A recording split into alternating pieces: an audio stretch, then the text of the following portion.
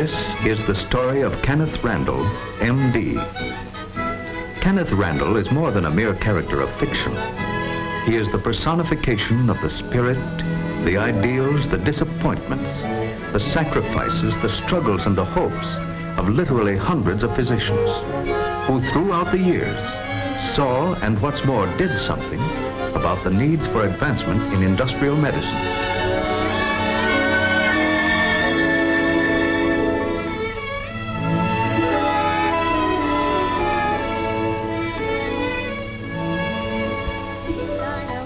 Waterfall and in the evening, da-da-da-dum, da-dum, da-da-dum, da-dum.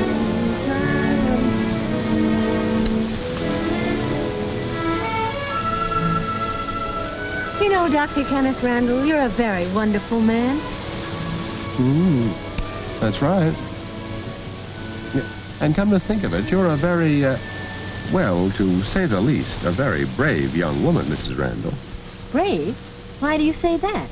Why? Because you married me. Oh, but don't misunderstand. Actually, you have a wonderful catch in me. A brilliant young surgeon, fresh from an exciting career as an underpaid intern. But ready now to conquer the medical world and lay it at your feet. Ah, yes, I can see it all now. A huge banquet. All the prominent medical men in the country gathered to pay honor and tribute to Dr. Kenneth W. Randall, world-renowned, famous for his great contributions to well, something or other. Of course, you'll be there, too, as my proud little wife. Well, thank you very much for the invitation. Ah, I can hear me now, as I stand to accept the tremendous ovation and make my acceptance speech. All that I am, or ever hope to be, I owe to my little wife. Bravo! Bravo!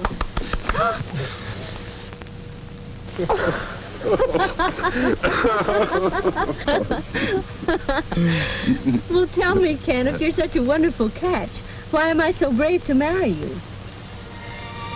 Because you didn't wait until I became a success. You married me now, before I even have an office of my own. I should call sharing one with Dad in office. Before I even had my first regular patient.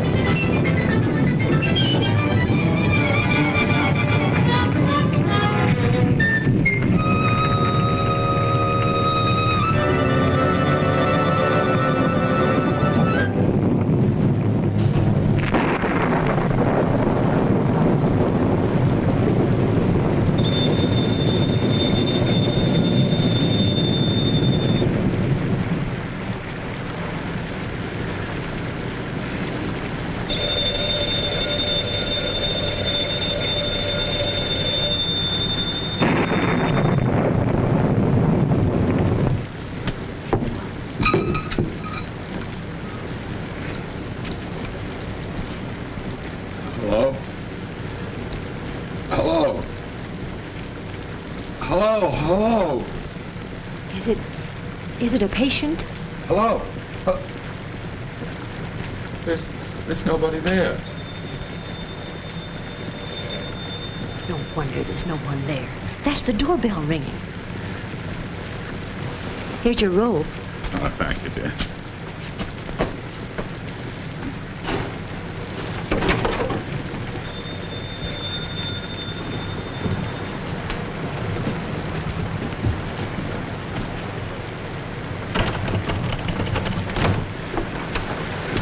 Gotta get there. Quick, Doc. Bill's hurt bad. Bleeding like anything. I'll be back in a minute.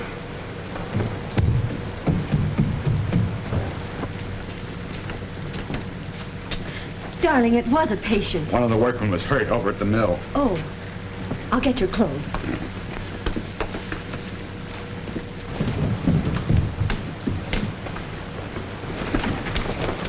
We can get there quicker if we cut across. We'll take Dad's car.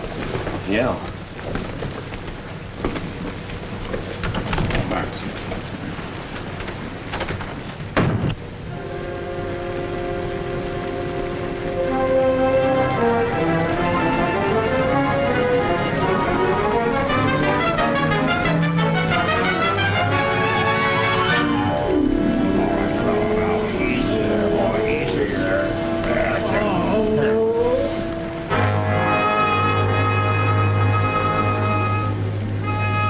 What are you doing there?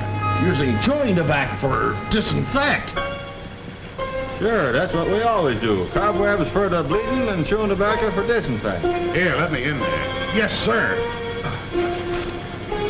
We have to get this man to a hospital, quickly. Easy. Take it easy there.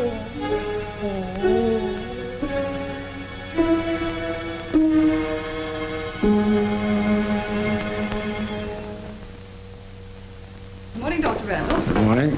Doctor. Good morning, Doctor. Good morning.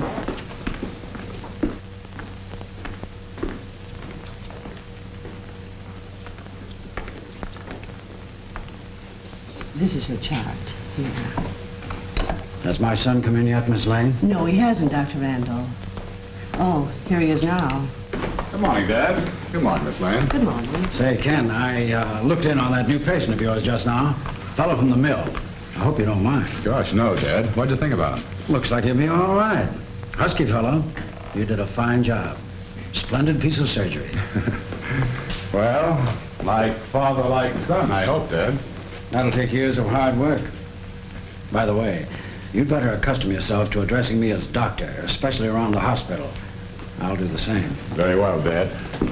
Doctor. Excuse me, Dr. Monroe left this for you to look at before you leave. Thank you.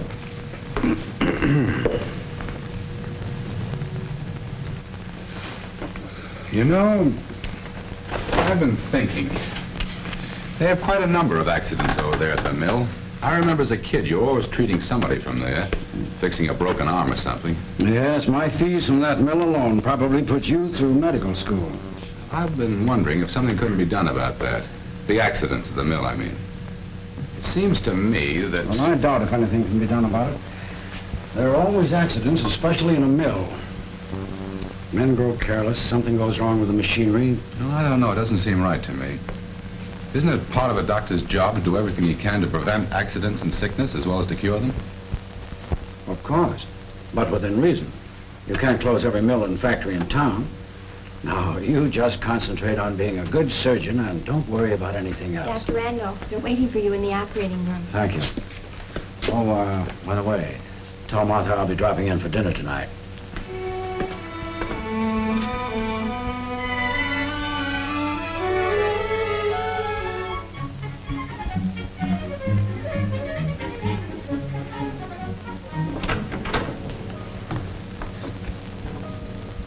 The doctor will see you in just a moment. Mason, what's the matter with you fellows over there at the plant? I thought I told you to come in and have this hand dressed every day. Johnson's as bad as you are. His wound should be dressed every day, too. Yet he hasn't been in for a week. You fellows at the plant are all alike. Gosh, Doc, it ain't so easy.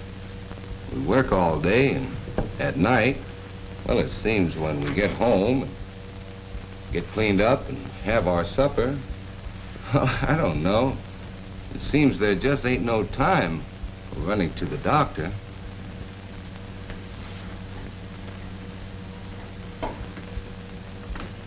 I have an idea. What time do you fellows quit for lunch? About 11:30. Perhaps if you men can't find the time, maybe I can. How would it be if I came over to the plant tomorrow at 11:30? Gee, do you think you could do that, Doc? Gosh, if you can come over to the plant, that'll help things out a lot. All right.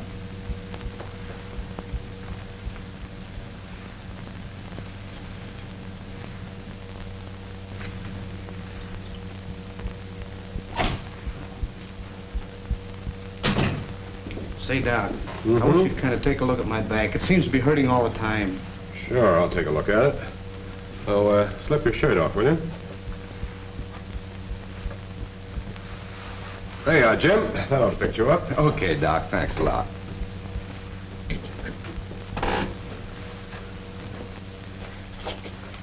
Well, that's it. Now, let's see. Where does it hurt? Here? Ah, hurt you there, huh? Do you do much lifting, Judd? Most all the time, Doc. You'd think I'd be used to it, wouldn't you? How long has your back been hurting you? Oh, for several months, off and on. But lately, it's been hurting most of the time. Well, how about getting transferred to some other kind of job? A job where you wouldn't have to do any lifting. Why, I've had lifting jobs all the time. Well, if you keep on lifting, Judd, that pain in your back's going to get worse. You'll be laid up, maybe for a long time. Now, my advice is go see your family doctor as soon as you're through work this afternoon. Get him to give your back a thorough examination and see what he advises you to do. Well, all right if you say so, but I thought maybe you could give me something to rub in and take the pain away. That wouldn't do any good, Judd. Now, don't put off seeing your doctor. Go see him as soon as you're through work today. Will you? Well, all right if you say so. Got a little cut in my arm, Doc. Did it this morning. As long as you're going to be around here, I thought maybe you'd take a look at it. Mm-hmm. It ain't much. Yep, this morning, huh? Well, let's see here. Did you dress this yourself? Yeah. I see. Sit down here, Bill.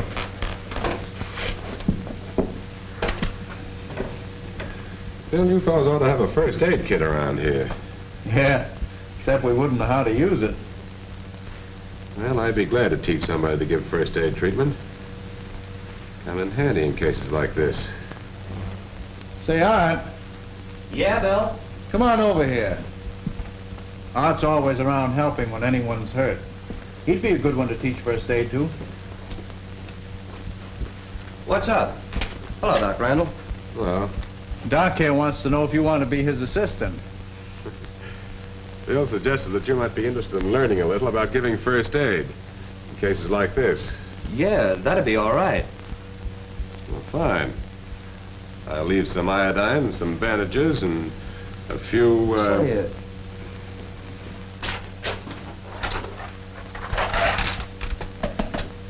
How about putting the stuff in here? I don't use this box anymore. Yes, they'll make quite a medical department. Yes, quite a medical department. One morning, about 3 weeks later, Dr. Randall Sr. was reading a newspaper. What he saw didn't exactly please him. Say, Ken. Oh, hello, Martha. Kenneth, listen to this. Worker threatened suit for alleged back injuries. Decision to sue based on diagnosis of Dr. Kenneth Randall. Well, I hope you realize a thing like that can cost us every good patient we have. I've spent years trying to build up a dignified and successful practice, and then you come along and get yourself mixed up in a thing like this. Son, I wish you hadn't done it. But, Dad, what would you have me do? I suggested he see his own doctor and take his advice. Anything wrong with that? What I mean is, you should have stayed away from the factory in the first place. And, Kenneth, I'm going to seriously suggest that from now on, you do your practicing in this office. Or the hospital surgery. That's your #1 responsibility. And stay away from factories. That's not the life for you. Martha, I'll drop in for dinner tonight. Oh, fine. Martha,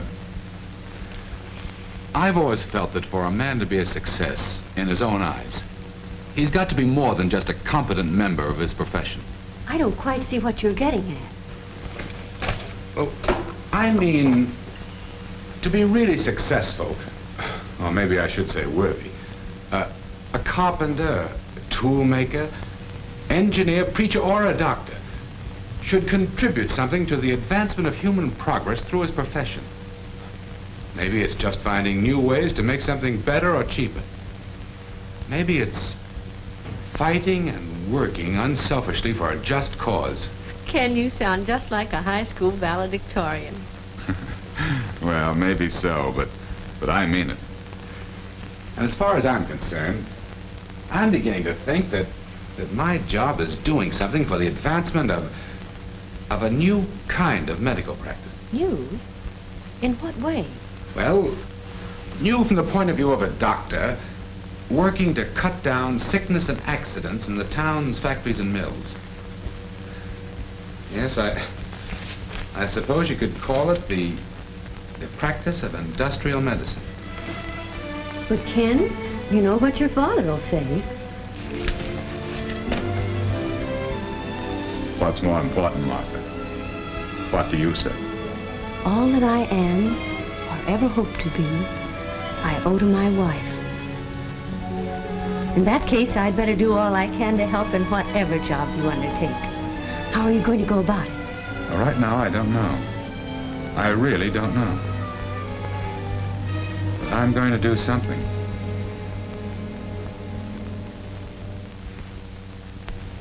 Doctor, Mr. Gregg and I have been talking over the idea of your coming into the plant for a regular period each day. I must say, the idea of a doctor in a factory seems quite unusual to me, to say the least. Sit down, Doctor. No, gentlemen, there's nothing new about a doctor in industry, and I've been interested in the idea for some time. So when you said you wanted to see me, I came right over.